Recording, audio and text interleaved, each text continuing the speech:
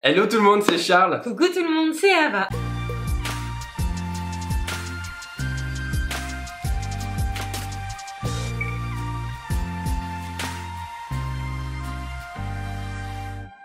On espère que vous allez merveilleusement bien aujourd'hui. Nous ça va super bien, ça faisait...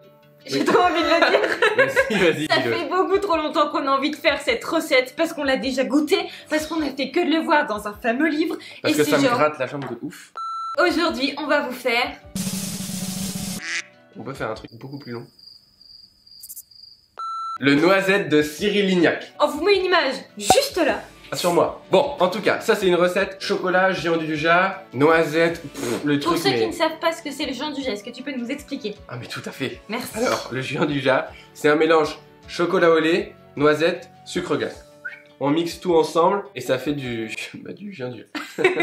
Donc par avance, si vous voulez faire cette recette avec votre propre géant du Jura, vous mixez 100 g de sucre glace avec 100 g de noisette et 100 g de chocolat au lait. Ça va vous faire un géant du Jura maison terrible. Donc dans cette recette, il va y avoir à la base un palais croustillant, un sablé noisette. Hyper bon d'ailleurs. Mais vraiment très très bon. Par-dessus, une mousse bavaroise au géant du Jura, un biscuit Joconde et encore de la mousse et un beau glaçage rocher. Avec par-dessus la petite ganache montée géant du Jura parce qu'on peut pas parler de Cyril sans qu'il fasse une ganache C'est montée. clair. Bref, c'est the recette gourmande. Et ça donne trop envie. C'est le truc, vous allez t'en manger une bouchée, c'est terminé. C'est terminé. Ceux qui sont au régime, on quitte cette vidéo. C'est pas possible avec ça. D'ailleurs, nous, ils sont là, actuellement, on va pas vous mentir. Et c'est déjà dur de tourner avec ça devant. Bref.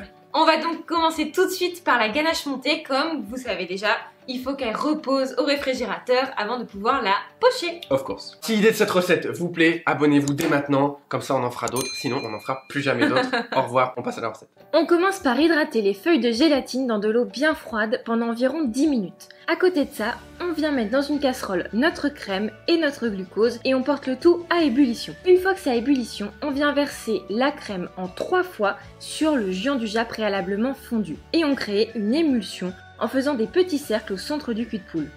On ajoute le deuxième tiers. Vous voyez que ce n'est pas encore bien lisse, c'est normal, ça va petit à petit se lisser et devenir bien homogène. Et on ajoute le dernier tiers en faisant toujours les gestes d'une émulsion. Et vous voyez qu'on a une belle ganache bien lisse. On ajoute ensuite la gélatine bien essorée. Et on ajoute la crème liquide froide en une fois. On homogénise le tout. On filme notre ganache au contact pour éviter la formation d'une peau et on la laisse 4 heures minimum au réfrigérateur. Voilà, la ganache montée, elle est faite. Maintenant, il faut quand même qu'on lance cet entremets parce que lui aussi, il doit prendre toute la nuit au congélateur. Donc, on fait dès maintenant le petit sablé là à la noisette qui est une pure tuerie. Dans le bol de votre robot muni de la feuille, vous pouvez commencer à crémer le beurre.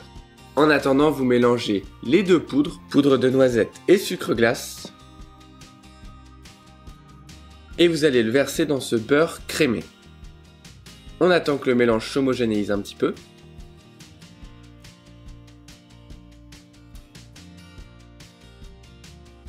Une fois que c'est fait, on va pouvoir ajouter petit à petit la farine.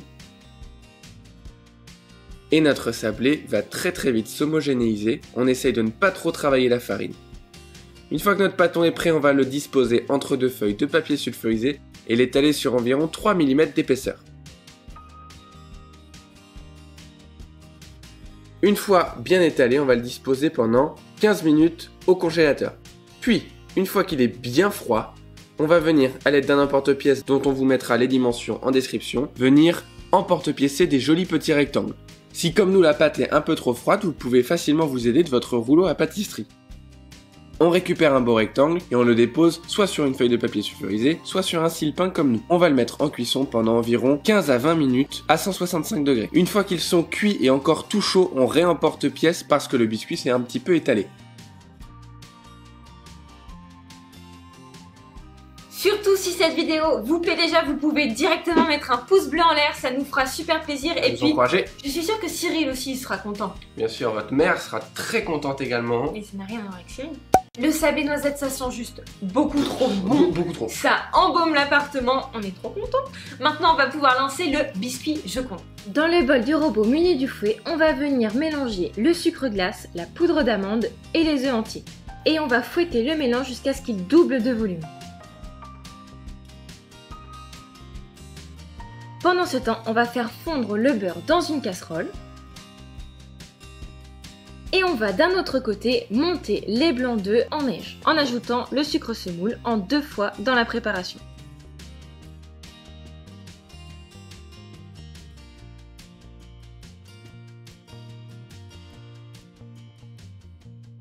On fouette bien, mais il faut qu'il reste assez souple, comme ceci. Une fois que notre mélange a doublé de volume, on va pouvoir y ajouter le beurre fondu, délicatement à la maryse.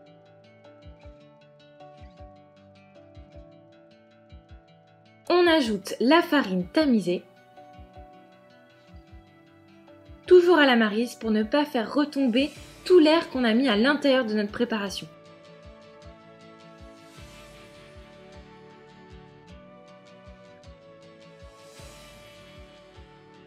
Et on termine en ajoutant nos beaux blancs en neige. Toujours délicatement à la maryse pour ne pas les faire retomber.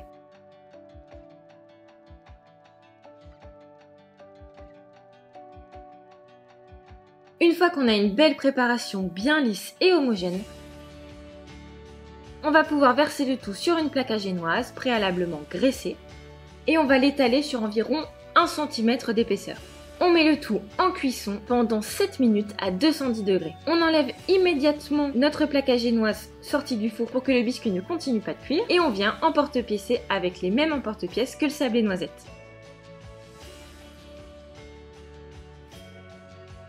Et voilà! Voilà, tous nos biscuits sablés sont prêts. On attend surtout bien qu'ils refroidissent et là on lance la mousse au géant du Jap et on balance le montage du gâteau. Ah oui, et petite précision, les tailles des emporte-pièces qu'on utilise sont dans la description, ainsi que tous les ingrédients, donc n'hésitez pas à aller jeter un coup d'œil. Bien joué. Pour commencer, vous hydratez votre feuille de gélatine dans un bol d'eau bien froide pendant 10 minutes minimum. À côté, vous versez le lait avec la gousse de vanille fendue et grattée et vous le portez à ébullition. Une fois à ébullition, vous filmez la casserole pour laisser infuser pendant 10 minutes au minimum. À côté, dans un cul de poule, vous mélangez les œufs et le sucre que vous fouettez immédiatement pendant une vingtaine de secondes. Et vous attendez que le mélange soit bien infusé.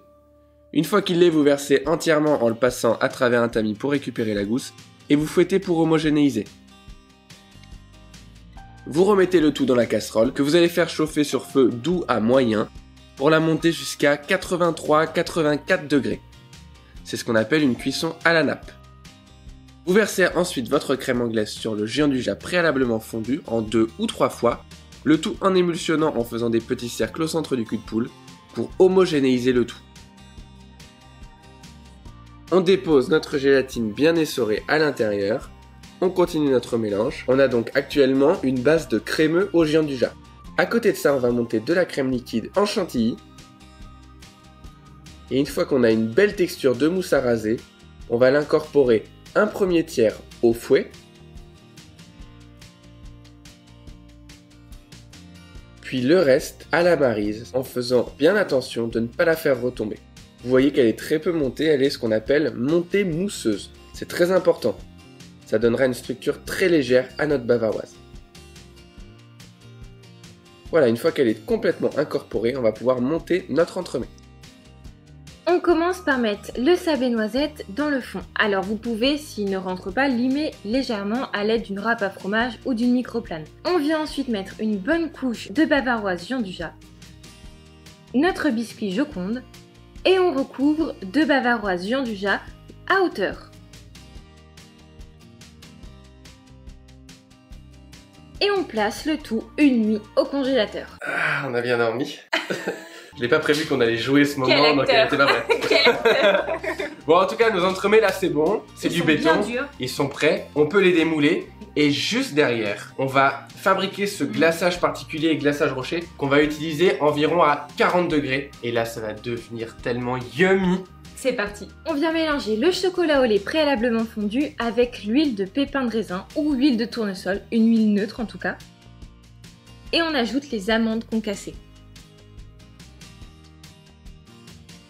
Une fois que c'est bien homogène et que nos petits entremets sont pris, on va pouvoir les démouler. Vous pouvez vous aider d'une pointe de couteau pour pouvoir les sortir de vos moules. On les sort bien délicatement. Et on va pouvoir les mettre sur une grille et les glacer une fois que notre glaçage atteint les 30 degrés. On y va bien généreusement pour qu'il n'y ait pas de trous. On attend que ça prenne et vous allez voir, c'est très rapide, au bout de quelques secondes, et vous pouvez attraper votre petit entremets.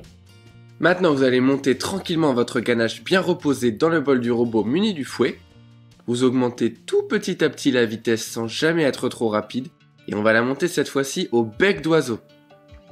Et à l'aide d'une poche coupée en biseau, vous allez pocher ce joli petit ruban tout le long de votre finger noisette.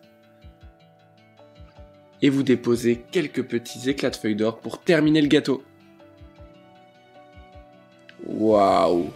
Ça donne trop envie. Ah, beaucoup trop. Regardez ça, on vient de le couper. Regardez cette merveille.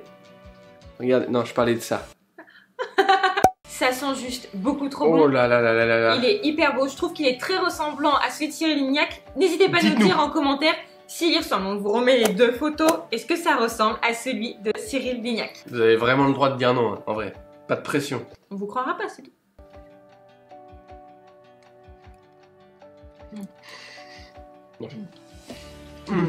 Ce gâteau était juste délicieux. Je pense que ça s'est vu à notre tête quand on a dégusté. Je suis pas remis encore.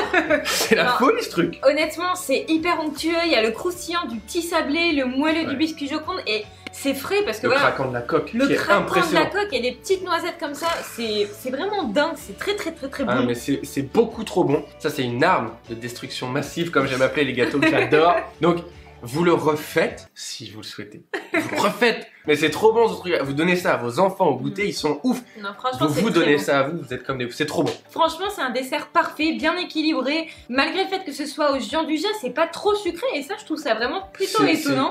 C'est refaites. On vous en dit pas plus, refaites. En tout cas, si vous la refaites, n'hésitez pas à nous mentionner, que ce soit sur Instagram ou sur Facebook. On se fera un plaisir de venir vous voir et puis commenter vos petites créations. C'est-à-dire que s'ils postent, on vient les voir. Bah non, mais sur leur compte. Voilà, nous c'était un grand plaisir de faire cette vidéo. N'hésitez pas, un petit pouce bleu, ça nous ferait super plaisir. Et nous on se retrouve pour une prochaine vidéo très bientôt, une fois de plus très gourmande. On vous embrasse. Let's go.